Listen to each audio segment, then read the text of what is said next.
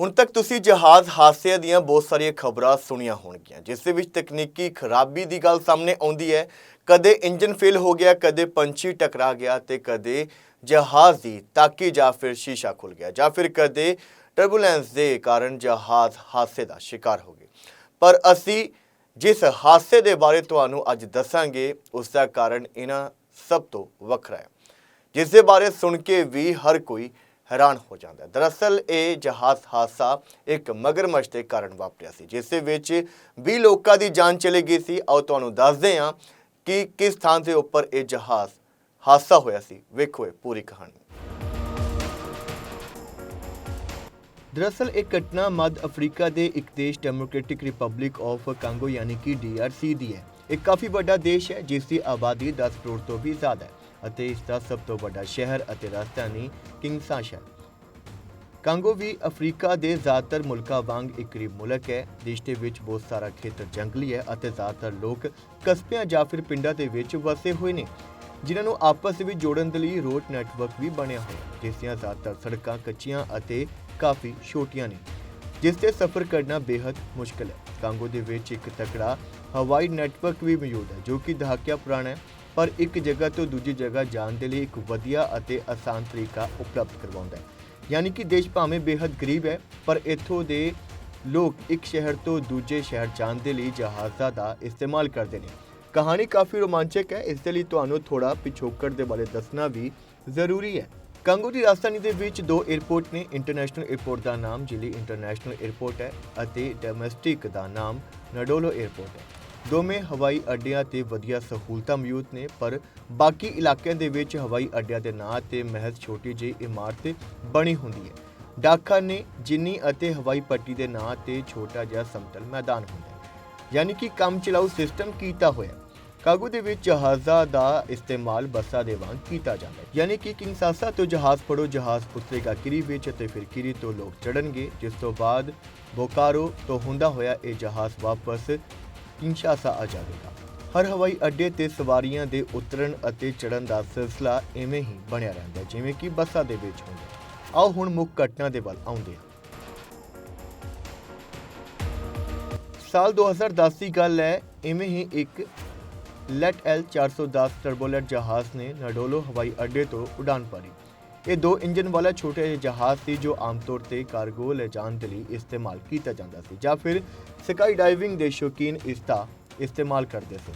ये जहाज़ एक काफ़ी पुराने जखीरे का हिस्सा सी जो कांगो नूं अमरीका दे विच मिलिया सी। इस जहाज़ दे विच जेकर सीटां फिट कर दईए तो 180 तो 200 लोग आराम दे नाल बैठ सकते थे।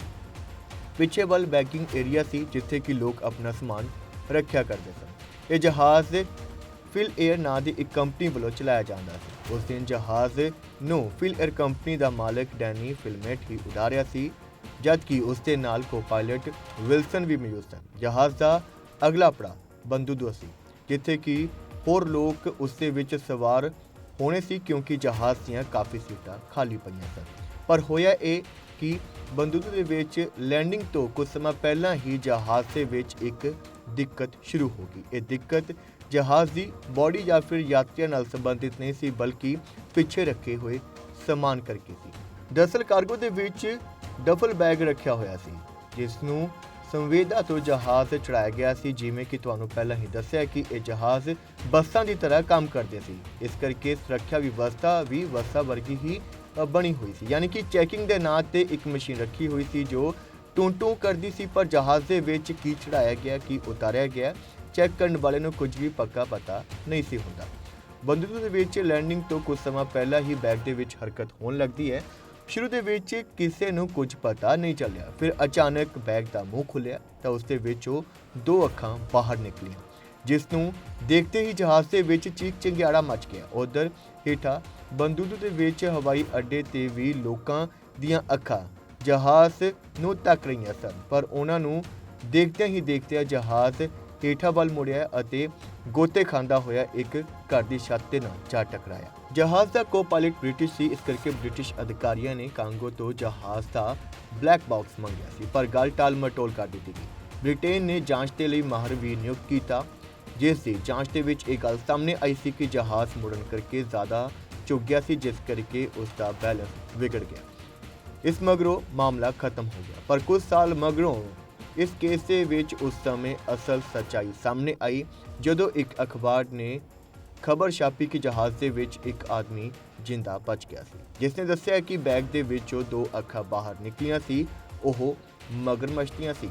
ਉਹ ਜਿਵੇਂ ਹੀ ਬੈਗ ਦੇ ਵਿੱਚੋਂ ਨਿਕਲਿਆ ਤਾਂ ਰਿੰਗਦਾ ਹੋਇਆ ਲੋਕਾਂ ਦੇ ਵੱਲ ਆਉਣ ਲੱਗਿਆ ਤਾਂ ਸਾਰੇ ਲੋਕ ਪਾਇਲਟ ਦੇ ਕੈਬਨ ਵੱਲ ਇਕੱਠੇ ਹੋ ਗਏ, ਜਿਸ ਕਰਕੇ ਜਹਾਜ਼ ਦਾ ਬੈਲੈਂਸ ਵਿਗੜ ਗਿਆ ਅਤੇ ਜਹਾਜ਼ ਤੇਜ਼ੀ ਨਾਲ ਹੇਠਾਂ ਡਿੱਗ ਕੇ ਕ੍ਰੈਸ਼ ਹੋ ਗਿਆ। ਅਖਬਾਰ ਦੀ ਇਸ ਕਹਾਣੀ ਤੇ ਕਾਫੀ ਚਰਚਾ ਹੋਈ। ਬਹੁਤੇ ਲੋਕਾਂ ਨੇ ਇਸ ਨੂੰ ਸਿਰਫ ਇੱਕ ਫਿਲਮੀ ਕਹਾਣੀ ਦੱਸਿਆ। ਉਂਝ ਜਹਾਜ਼ ਦੇ ਵਿੱਚ ਉਸ ਦਿਨ ਕੀ ਹੋਇਆ ਸੀ, ਇਹ ਸਭ ਕੁਝ ਬਲੈਕ ਬਾਕਸ ਤੋਂ ਹੀ ਪਤਾ ਚੱਲ ਸਕਦਾ ਸੀ, ਪਰ ਕਿਸੇ ਨੇ ਵੀ ਬਲੈਕ ਬਾਕਸ ਦੀ ਜਾਂਚ ਨਹੀਂ ਕੀਤੀ। ਪਰ ਰਿਪੋਰਟਾਂ ਮੁਤਾਬਕ ਇਹ ਪਤਾ ਚੱਲਦਾ ਹੈ ਕਿ ਕਾਂਗੋ ਦੇ ਲੋਕ ਜਹਾਜ਼ਾਂ ਦੇ ਵਿੱਚ ਬੱਕਰੀਆਂ, ਮੁਰਗੇ ਅਤੇ ਹੋਰ ਛੋਟੇ-ਮੋਟੇ ਜਾਨਵਰਾਂ ਨੂੰ ਲੈ ਕੇ ਵੀ ਸਫ਼ਰ ਕਰਦੇ ਸੀ। ਅਜਿਹੇ ਦੇ ਵਿੱਚ ਹੋ ਸਕਦਾ ਹੈ ਕਿ ਕੋਈ ਬੰਦਾ ਬੈਗ ਦੇ ਵਿੱਚ ਮਗਰਮੱਛ ਲੈ ਕੇ ਗਿਆ ਹੋਵੇ। ਇਸ ਵਿੱਚ ਕੋਈ ਵੀ ਹੈਰਾਨੀ ਨਹੀਂ ਹੋ ਸਕਦੀ। ਸੋ ਤੁਹਾਨੂੰ ਇਹ ਜਾਣਕਾਰੀ ਕਿਵੇਂ ਲੱਗੀ, ਸਾਨੂੰ ਕਮੈਂਟ ਜ਼ਰੀਏ ਆਪਣੀ ਰਾਏ ਜ਼ਰੂਰ ਸਾਂਝੀ ਕਰਿਓ। ਹੋਰ ਜਾਣਕਾਰੀ ਅਤੇ ਤਾਜ਼ਾ ਖਬਰਾਂ ਲਈ ਦੇਖਦੇ ਰਹੋ ਹਮਦਰਦ ਟੀਵੀ।